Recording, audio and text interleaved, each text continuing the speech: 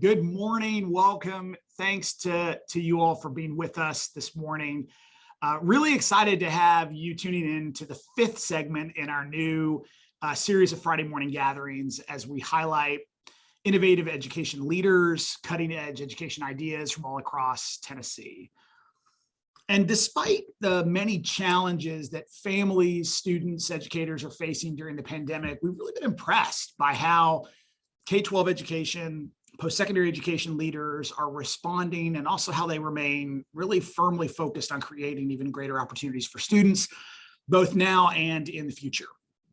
And really in the spirit of SCORE's commitment in our mission that we seek to catalyze innovative change, and in our core values as an organization that many of the most difficult challenges in education can be solved through creative and innovative solutions, we want to highlight innovators, entrepreneurs, and leaders from across our state who really are leading the way for students.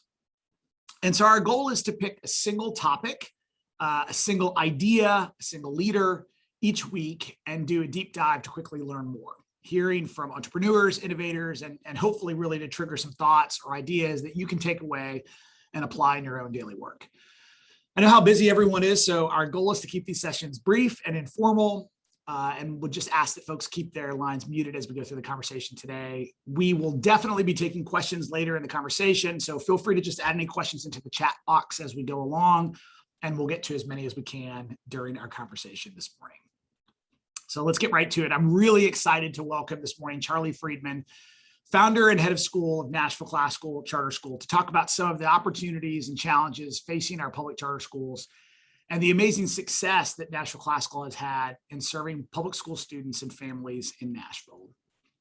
Charlie is a 2006 graduate of Yale University, where he graduated with honors in English language and literature. 2008, earned a master's in education from the University of Pennsylvania. And then, as someone originally from New York City, Charlie moved to Nashville in 2011 to start Nashville Classical, with the school opening in 2013 with 89 kindergarten students. Since then, Nashville Classical has seen tremendous growth and success, which we're looking forward to hearing more about in our conversation this morning. And I would just say, on a personal note, I've had the privilege of working closely with Charlie and his team at Nashville Classical as a member of the Nashville Classical board for several years, and just really excited about our conversation with Charlie this morning.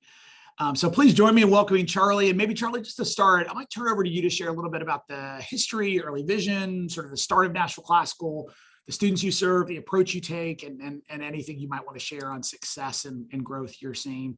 And then we'll turn it over to some questions as we get into our conversation a little later. Charlie, I'll turn it over to you.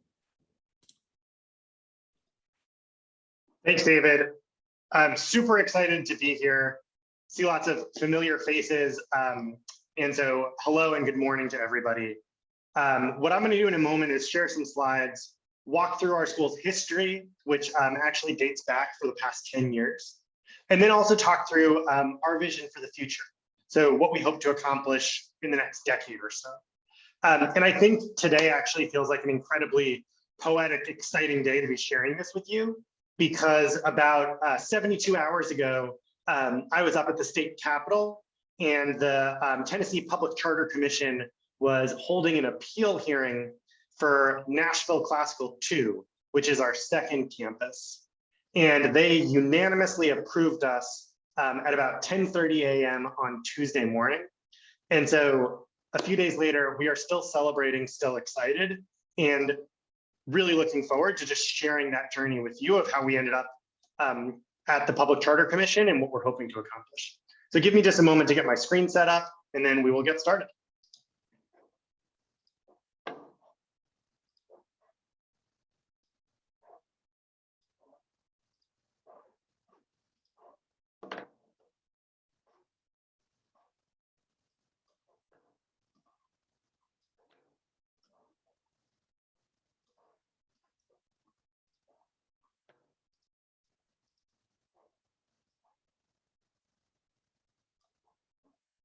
All right, so like I said, I just want to take a moment to talk folks through the past decade of Nashville Classical, where we are today, and our plan for the next 10 years. And one reason why I think that is so exciting is I think so much of our story is the story of charter schools here in Tennessee. and also, of course, the story of education and students and families in Tennessee as well. And so as we look back on the past 10 years, I think it's helpful to know that today our school enrolls 552 students in grades K through 8. And we are a Tennessee Reward School, and in my opinion, one of the most successful schools in the state. However, our success was not preordained.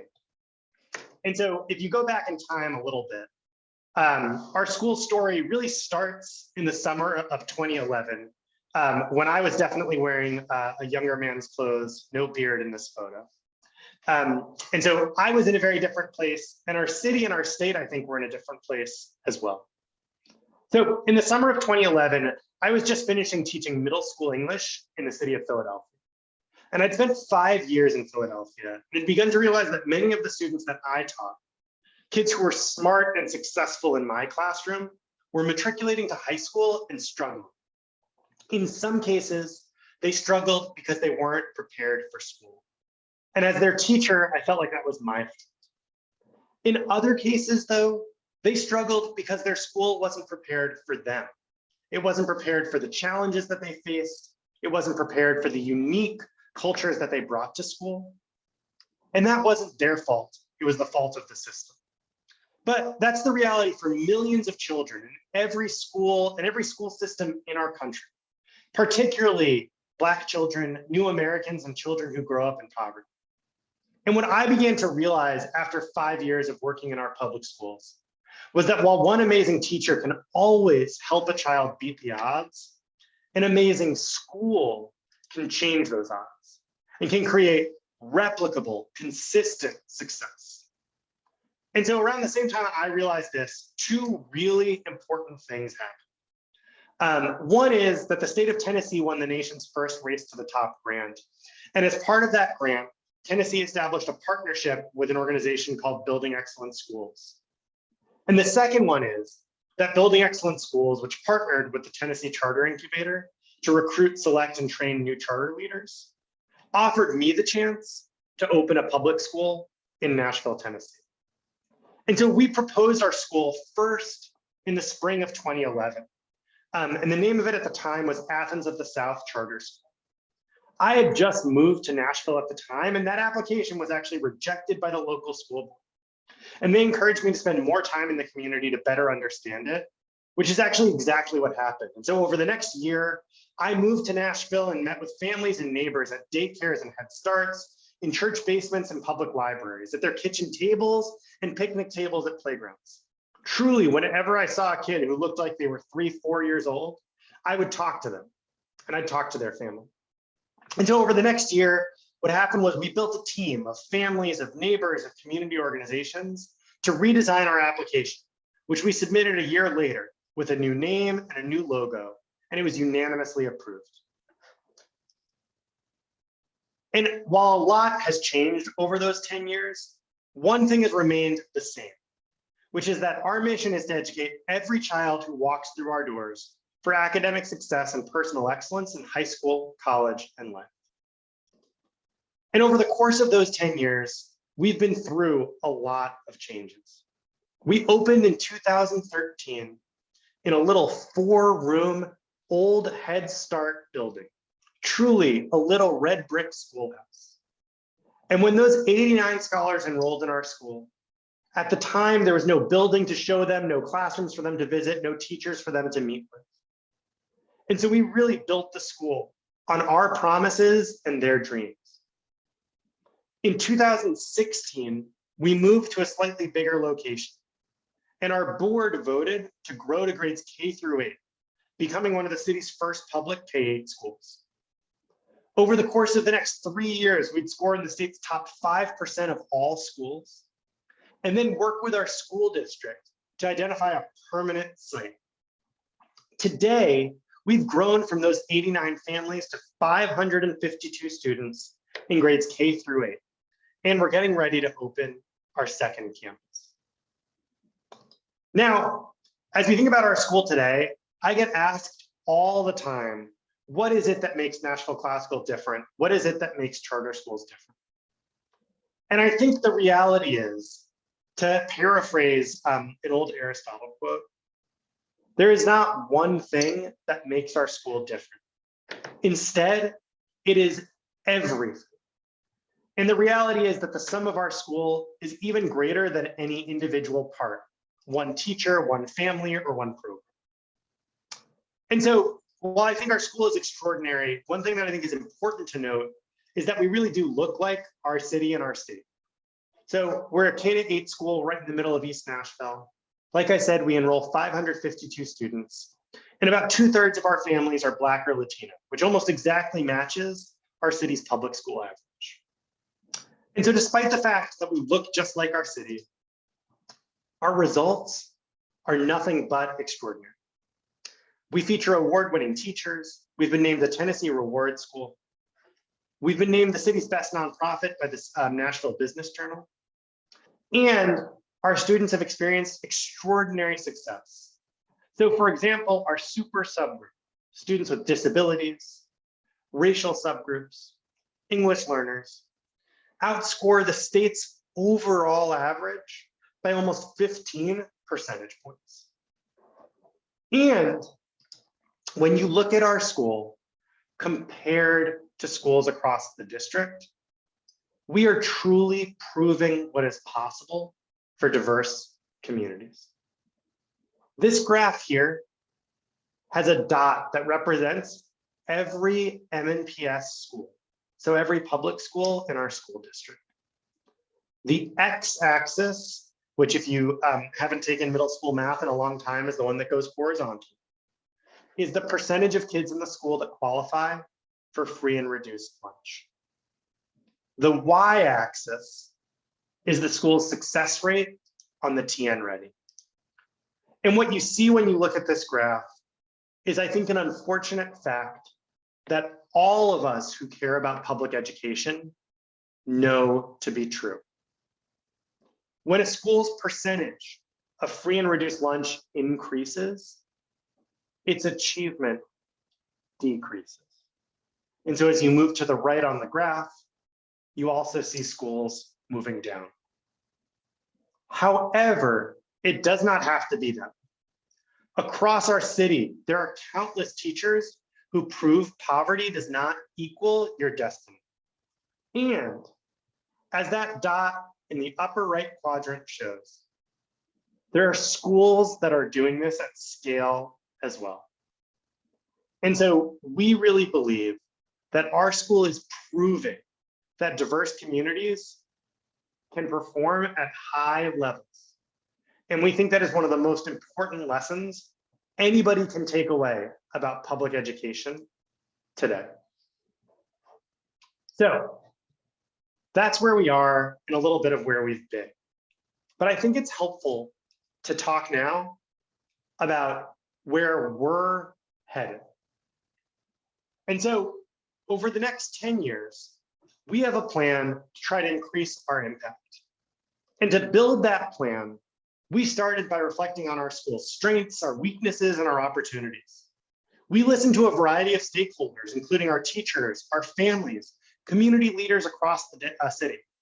And we reflected on our work so far, looking at achievement data and census data and enrollment data in order to better understand where we are today. What did we learn? One, there is a huge demand to attend our school and other high-quality public charter schools across the city. Nashville Classical has received over 1,000 applications for only 100 seats in the last 2 years. That means that about 10% of students get into our school, an admission rate like Vanderbilt University. But unlike Vanderbilt, we want to serve as many students as possible. The only thing that stops us from educating more students are the number of desks and classrooms in our building. And we know that the landscape to serve more students is getting more and more complex. And that reflects the political reality here in Nashville. It reflects the reality of the COVID-19 pandemic and reflects some of the complexities of finding facilities in a growing city. The second thing we heard from our families is that many families were worried about high school pathways. And so as a K-8 school, our families were telling us that they are so grateful for the foundation that they're building, but they're worried about whether that foundation will continue into high school. And even though we don't have a high school model, we don't have a high school building or a high school plan, a lot of our families told us that they would be excited about being part of that first high school class. The third thing we heard is that we feel like we're generating exceptional results. And so as you saw, our students are scoring 20, 30 percentage points above district and state averages. However, we also have key areas to improve. And so we find that particularly in certain areas such as writing, or in certain areas such as fourth grade math, our students can still perform even better in order to close gaps between our school and the state's best schools. And then finally, what we heard is that our school's racially diverse community is a unique strength. And so our student body, which looks like our city and our state and reflects the diversity of that city and state, makes us so fortunate. And research study after research study shows that diversity makes everybody brighter. However, one of the things we realized is that we have even more work to do to make sure that we realize the potential of that diversity, that we're welcoming diverse viewpoints, that we're welcoming intellectual diversity, that we make sure that every student feels welcome and successful and safe and known, so that we're able to leverage our diverse community and make sure every child is successful. So that's what we learned. And where I want to end is what we decided to do. So about a year ago, what we decided was to set 3 strategic priorities for the next decade. One is to expand our reach by growing to 2,000 students in grades K through 12. The next is to achieve absolute excellence by providing a world-class scholar experience, going from the 95th percentile of school to the 99th. And then finally, to continue to leverage our diverse model and prove that integrated schools really are possible if you give families choice and options. And we can build the city and state's first really intentionally diverse K-12 community. And so we submitted an application about 10 months ago to open our second school in the fall 2022.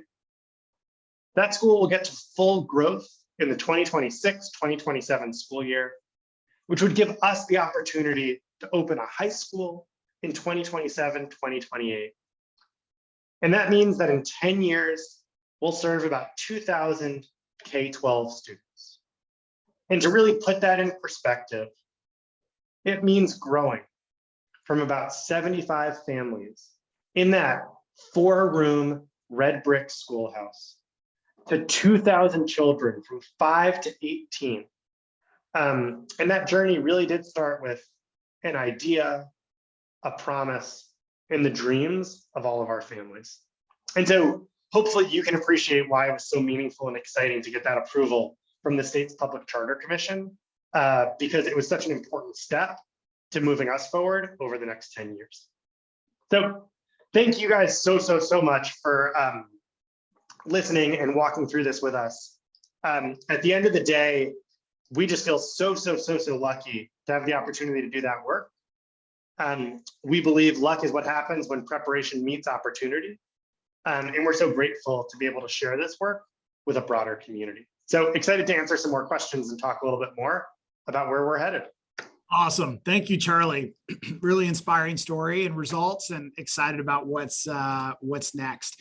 So I'll jump in with a couple questions, and then again, we'll just invite folks who are joining us to share any questions in the chat box, and I'll make sure to get to before we end. But Charlie, if you could talk first a little bit about the academic approach at Nashville Classical. I mean, obviously there's sort of an emphasis on students learning about reading the classics, but could you share a bit about the curriculum, the academic approach, kind of what does a typical school day look like at Nashville Classical? Just share with us a little bit about the kind of academic experience that students go through when they're at school.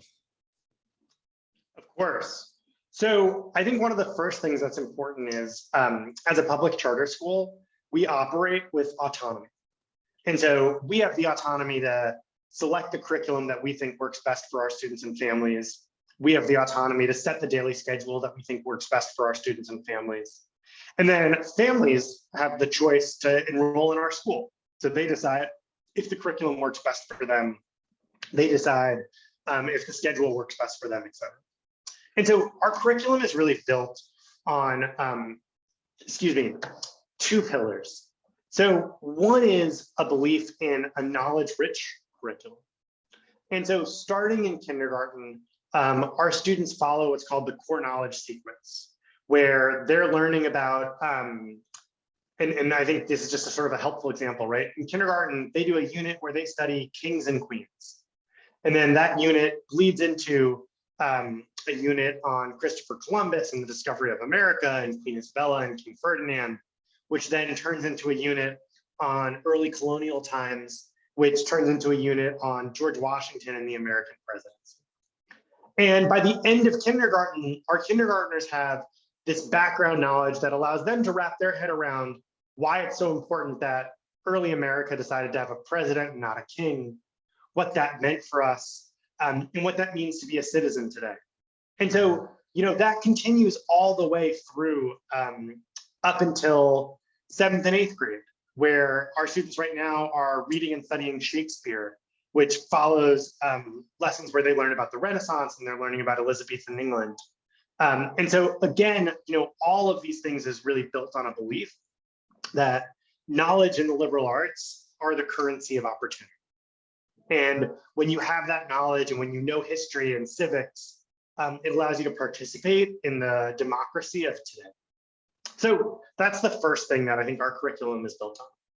And then I think the second thing around your point of what does a day look like is that it's also built on a belief in providing students with a foundation of habits for high school, college, and life. And so throughout the day, one of the things that makes our school unique is a focus on writing. And so students in every class are doing 3 different types of writing. They do developmental writing. And so that's purposeful writing where you're learning to practice syntax. So you might teach a student to say, you're going to use the word but in a sentence to connect 2 different ideas. And in kindergarten and 1st grade, you're teaching them to do that. As they get older, what you're teaching them is how to write strong thesis statements and articulate their ideas and articulate a complex idea. And then eventually you're starting to teach them how to think about a single topic, but looking at it through multiple ways. The second type of writing that they do is what we call formative writing. And when you do formative writing, you're doing sort of short journaling. So we're asking them questions like, how might the fact that there was a queen impact the way that gender works in Shakespeare's plays? And so, it's not a formal essay. They're just taking a stab at an idea. They're learning to form their ideas and their opinions. And then the final type of writing that they do is summative writing. And so in each class, at the end of each class, they'll do an exit ticket where we ask them to put together their best work, 1 artful sentence, 1 carefully created paragraph.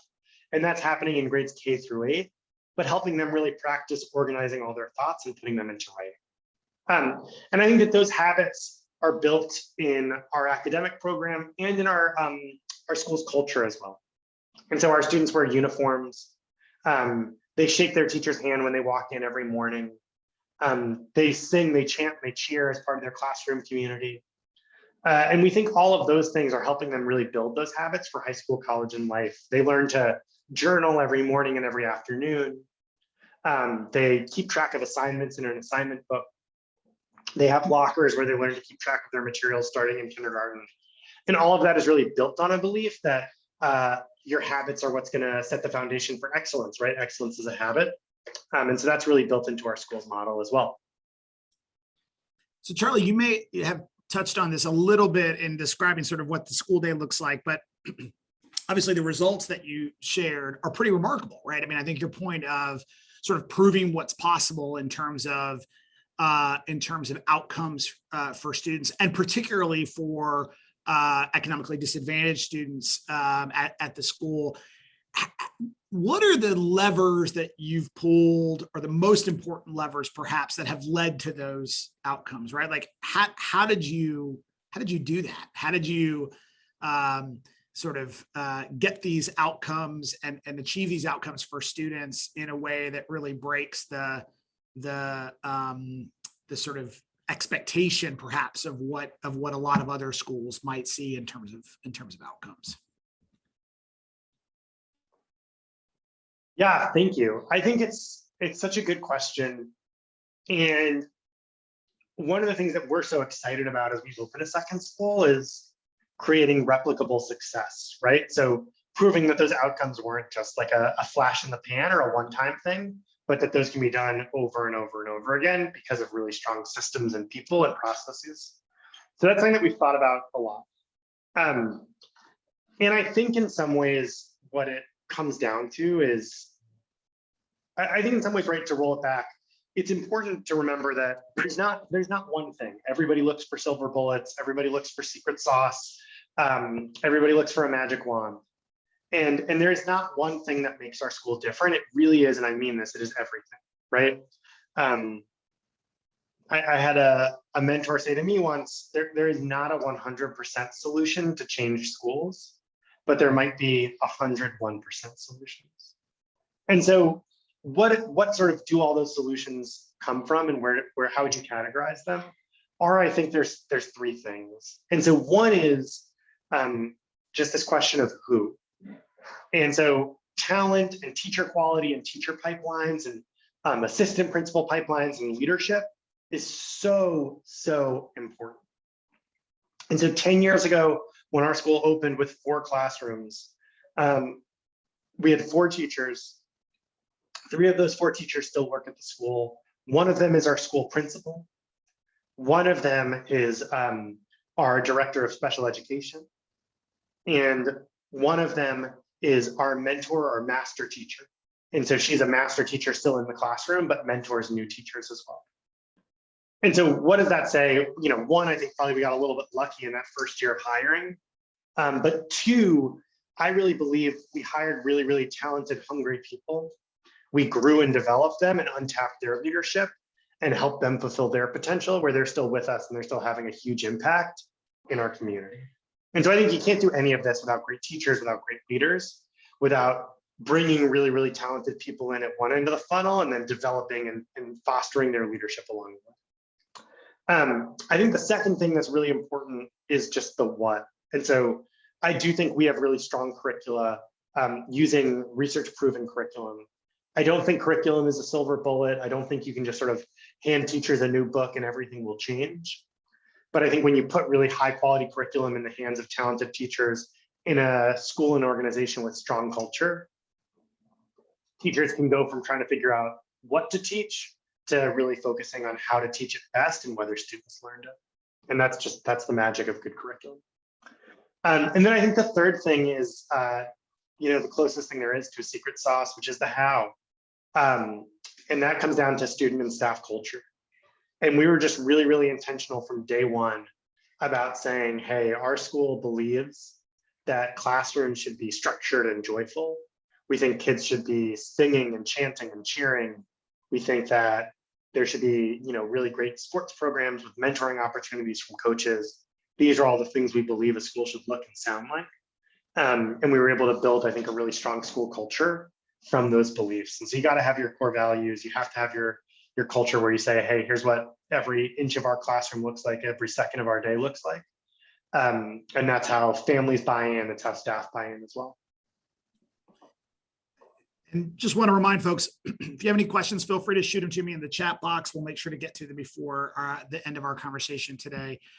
But Charlie, would love for you to talk a little bit about parent engagement. What does that look like at Nashville Classical? How do you engage families? How do you engage parents?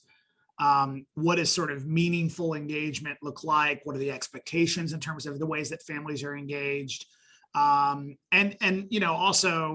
is there anything that you do or that the school does to try to overcome barriers that you might see in terms of challenges that parents may have in engaging? As an example, work schedules, travel, other things, where they live within the city, that could perhaps be barriers to meaningful engagement? Yes. So we think, parents and community is so important to our school's success. And I'll take you back in time a little bit to when I was working in the school district of Philadelphia. And I worked at a big urban public school. And frankly, there's a little bit of a narrative like parents don't care at our school. It's impossible to engage parents. And one of the things that one of our colleagues did was they put on a school play. And it was actually the first school play our school had done, in years. And nobody could remember when the last time we'd done it. And they put on this awesome production of The Wizard of Oz, and they did a great job of kindergarten through 8th grade. Every grade got to participate in it, right?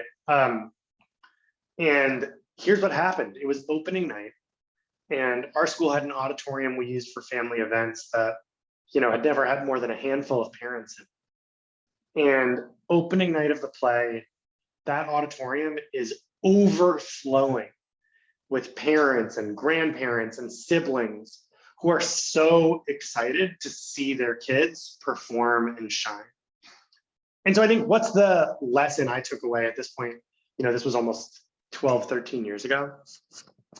I think the lesson I took away is if you give parents a reason to engage, they will always show up for their kids. And so I think in some ways you have to start by saying, like, what does parent engagement mean?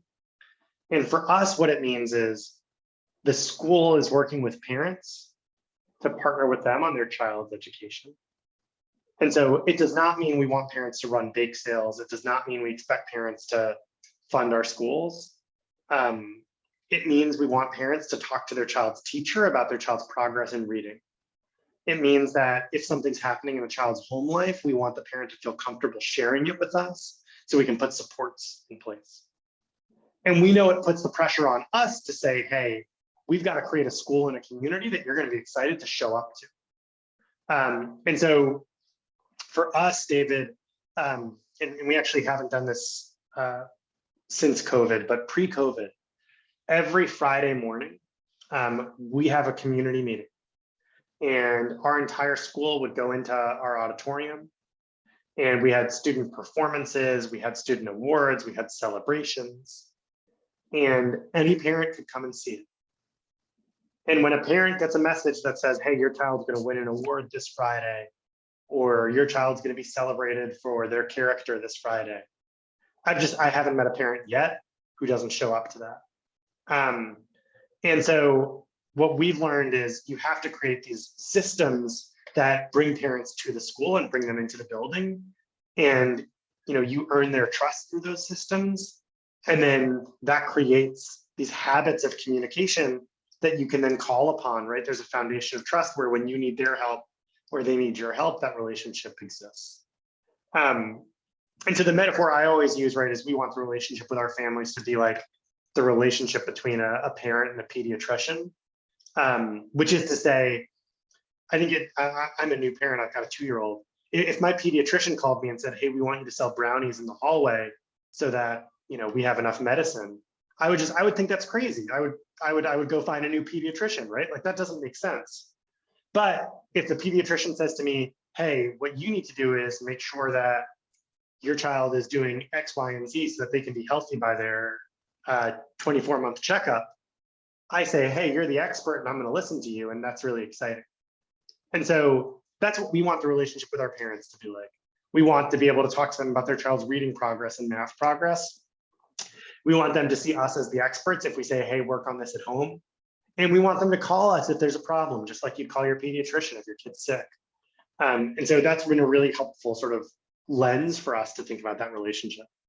Awesome. I love that example. That's great.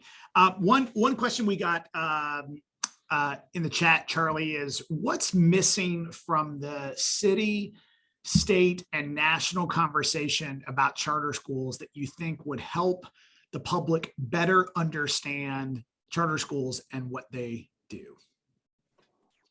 I am I'm so happy I got that question. Because we thought about it a lot, because when we tried to open a second school, there were lots of people that were really excited, but there were also some people who had questions. And so I think that the most important thing for people to understand is the story of public education in America is the story of small groups of people trying to build something so that the next generation can be even better than the one, than today. And that's why our first public schools were built. It's why, 100 years ago, public school became compulsory as we had waves of new immigrants and new Americans coming into the country, right? We realized that we needed to have a way to make sure that our country could be in a good place in the future as we were assimilating all these immigrants. It's why families fought for public schools to be integrated in the 20th century. And then a story that's just very personal to me. My great aunt, about 60 years ago, when her daughter was born, her daughter had severe disabilities. And so when they tried to enroll her daughter in public school said, no, we don't serve kids like that. And so she started this school in her living room 60 years ago in New York City for children with severe disabilities. And they helped, build essentially an enduring institution. And we're part of the first group of families that passed the IDEA law, so that now our public schools serve all students. And so I think what I would hope people understand is that public charter schools are just one chapter in this long story of citizens trying to make our public schools better. And today, what I think we're trying to do is offer choices to every family so that it doesn't matter where you live, you have the opportunity to attend a great public school. And that's just another chapter of public education in America. It's the same chapter of immigrants trying to make sure that their children could learn English. It's the chapter of families trying to make sure our schools can be integrated. It's the chapter of children with disabilities trying to have an opportunity to attend our public schools. And so public charter schools are just trying to make sure every family has an opportunity to have choice regardless of where they live. And I think that's what public education is about. It's not actually like it's actually not like we're trying to do something different. This actually is the story of public education in America. All right, Charlie, so 2 more questions and then we're going to wrap. You talked a little bit about the appeal process that Nashville Classical just went through. What's next? What happens next in that process? Obviously, the State Charter Commission took action this week, but what happens next in the process? What do you expect the sort of timeline to be? Kind of what happens next in that process? Yes. So on Tuesday, the State Public Charter Commission voted unanimously approved Nashville Classical 2. And I think it's important in that vote, they were not just voting to overturn a local school board's decision. They were actually voting to agree with our local review committee. So when the MNPS review committee looked at our application, a review committee made up of district employees, they recommended our school for approval. And so they were really looking at holistically the application from the beginning and trying to be as apolitical as possible. So they approved us on Tuesday. And what happens now is there's actually a 30-day window wherein we can work with our local school board to decide whether or not we'd be authorized by them. And if we're unable to come to that agreement, then we'd be authorized by the state's public charter commission. And we think that either scenario is exciting. We certainly did reach back out to our local district to inform them of the decision and have those conversations. We're also incredibly grateful to the state because they ran a thorough professional process. And I think, again, the larger principle here, right, is this is really just like it's a check and a balance. And there is no system of American governance that doesn't have a check and a balance. And so in this case, the power is still with our local authorizer. They still have an opportunity to authorize us. They still have decision-making power. But there's a check and a balance. There's a place where we can go if we think that we're not being treated fairly, if we think that that process is too political. And of course, it's not an automatic green light. The State Public Charter Commission approved us and they denied another school. And so I think it's important to know that as well. And so from there, though, we'll really do the hard work of building and opening our school. And so everything from, renovating and prepping a facility to going back on the ground in a new community and enrolling new families, hiring our teachers. We're fortunate to already have a school leader identified who's in our pipeline and being trained. And also just raising some of the money that it takes to open a new school. When you start a new school and you start it with one grade like we do, you still have to pay for, your facility. You still have one principal. And when you get to 552 students, you have one principal, but when you open with 75 students, you have one principal too. And so there's just some startup capital that we'll need to raise as well. And so just doing all of that exciting work that it takes to build and open a school. All right, last question. This is a question we ask every week, Charlie. 20 years from now, how will education look differently, or how should it look differently from your vantage point? You can answer that any way you want, right? It could be, how should it look differently in Nashville, right? How should it look differently broadly, given the work that you're doing? But do a little forecasting for us. Where are we going? What will or should look different? Such a big, fun question to think about. And so I'll answer it through the lens I know best, which is what as a public charter leader, what I hope and what I want to look different. And I think maybe actually even before I answer that, it's helpful. There's I think in Reed Hastings, who's the founder and CEO of Netflix, wrote a book this spring, and it's a great book. And one of the things he talks about is this story of a meeting they had with Blockbuster, where sort of Blockbuster offers to buy Netflix and says, what are you guys doing? Like, we're just going to crush you. And it's just such a good reminder, if you fast forward 20 years, right? And you think about where Blockbuster is today and where Netflix is today, it's just a good reminder that success is not preordained. And I think as a charter school founder, I come back to that over and over again when I think about, those 75 families that enrolled in our school. They did not know that I'd be sitting here on a Zoom call with you 10 years later talking about growing to 2,000 kids. So what do I hope looks different 20 years from now? I would hope that because, Tennessee is the best state in the country to open and operate a public charter school, if you are an innovative, entrepreneurial person, if you are a leader who cares about the future, you think that there is nothing more exciting to do than to work in public education and to work in public schools.